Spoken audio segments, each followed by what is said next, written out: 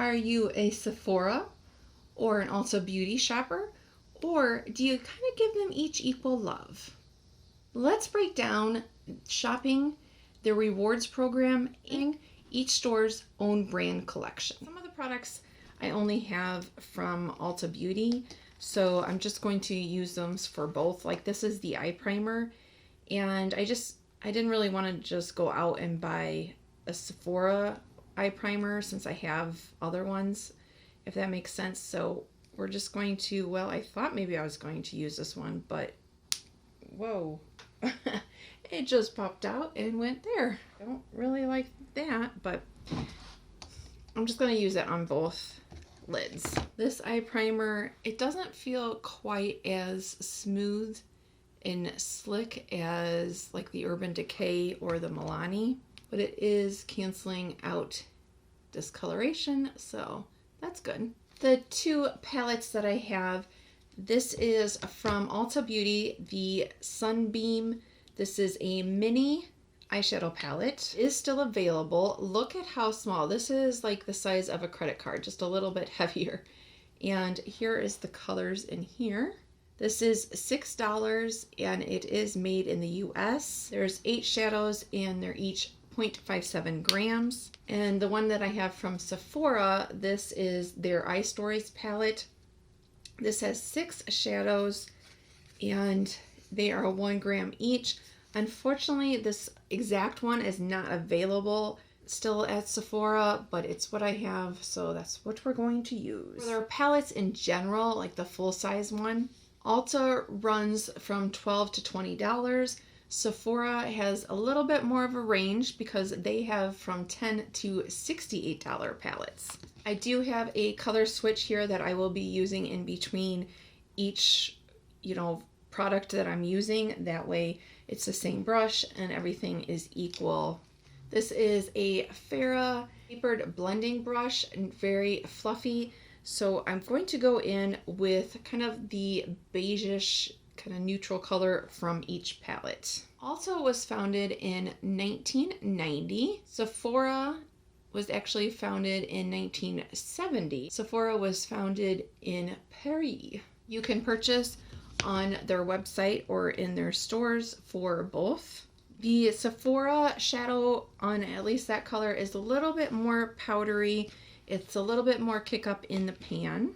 Each palette has this tan color, so I'm going to use that from each. And Ulta is in some Target stores, which is nice if you don't have an actual Ulta store by you. Their plan is to grow to have Ulta in 800 Target stores. As of January of 2022, Ulta had 1308 stores in 50 states. There's a very pretty color, goes on easy. And you may know that Sephora first went in some JCPenney stores. Now a lot of the JCPenney stores have closed. They are now in some Kohl's stores, which I was happy. It's a good and a bad thing maybe, but that there is a Kohl's by me that has the Sephora in it, and it's actually in the same strip mall that the Ulta store is. Do you have both in your area, Ulta and Sephora? I wanted a freestanding, like to go to a freestanding Sephora store. I think it would probably be about 40 minutes to drive. So I don't have access to, obviously, as much. If you haven't been in a Kohl's that has a Sephora, I'll link that video down below when I went to this one when it opened. They have quite a variety, but it's obviously not as full depth as the freestanding Sephora stores. And they plan by 2023 to be in over 850 of the Kohl's stores. So it seems like both companies kind of have around the same goal number to expand. And as I mentioned, Sephora was in some JCPenney stores. They are phasing that out, and by the end of this year, there should be no Sephoras in JCPenney's. That color applied pretty evenly. I would say the Sephora color does seem to blend out a little bit more and diffuse a little bit more. The Ulta one, it does blend out, but it seems like I have to work at it just a little bit more. So depending on, you know, what look you're going for, what technique you like as far as applying shadows. I'm going to go back to the tapered blending brush that I was using at the beginning, and the color that I just put into the crease, I'm going to use this fluffy brush to bring it down into the movable lid portion. I'm going to go back to the It brushes, wet that, and just kind of pat it in the outer corner just to darken up the color. Going to do that for each. The Ulta Beauty collection is cruelty free. Fortunately, the Sephora collection is not cruelty free, and also their parent company is not cruelty free. It does seem like there might be, but it might just be the color too. A little bit, I feel like a little bit more pigmentation with the Sephora color, but it's not taking much to blend up the Ulta one to get the same. The offerings as far as categories within their own brands are very similar.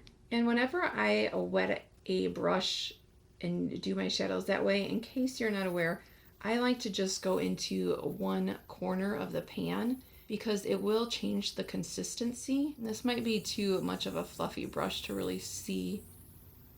It darkens it up a little bit. I like to experiment with different brushes and darkening it. And if you wanted even more pigmentation, if you used a more dense brush, you should get even more. And they both have this gold metallic shimmery shade. So we're going to try to apply that with my finger and see how that wears. And if you are new here, hello, my name is Staci. I am in my mid-40s. The Sephora one definitely feels more like fabric, almost more softer than the Ulta one. The Ulta is a little bit more sheer, or a little bit more shimmery, metallic-y. So this one is Sephora, and this one is the Ulta one. When they swatch pretty similar. You know, when I was learning makeup and stuff, there wasn't all these options. Whoa, look at that pigmentation. Wow, when they swatch, they look pretty similar, but on the eye, but there wasn't all these options, you know, and I feel like I just remember kind of doing more one shadow. And I also noticed that in my mid-40s, my eyes are changing. I got a little bit more hooded, a little bit more texture. So, you know, now I feel like I kind of knew what I was doing with makeup, and now I feel like I have to kind of experiment a little bit more. So I like to share that. So let's see if we can build up that Ulta one. The Ulta, at least in these palettes, has a more shimmer to it. I think they are pretty close. I mean, you're getting pretty similar, don't you think? For brows, I just have a brow gel from Ulta. And then for mascara, I am using the New Heights Lifting Mascara from Ulta. I have two foundations. And unfortunately, I debated about buying another Sephora one, but I'm really trying to be conscious about how many products I'm bringing in. So I hope that you don't mind, but I thought, okay, well, this is the Airbrush foundation from Sephora, and then the Complexion Crush from Ulta. So I know they're different. However, on the websites, they each said that they are medium coverage. So hopefully that's okay with you. And it's enough of a comparison since they're supposed to be coverage wise. I'm going to apply them both with a brush. So we should get a little bit better maybe of a comparison. The Ulta, this is 1 fluid ounce and it retails for $14. There's 26 different colors available in this. And the Sephora one, this is 1.8 fluid ounce and it retails for $20. And if you want to see about this one being applied just directly on the skin versus a brush and all that, I did do a specific video just on this one. Again, that will be linked down below. This is made in the US and the Sephora one is also made in the US. So the color that I have in the Ulta one is light neutral. Ulta, you do get points for every $1 you spend. And if you spend $500, then you are considered platinum. and then you'll get 1.25. Ooh, this might be too dark.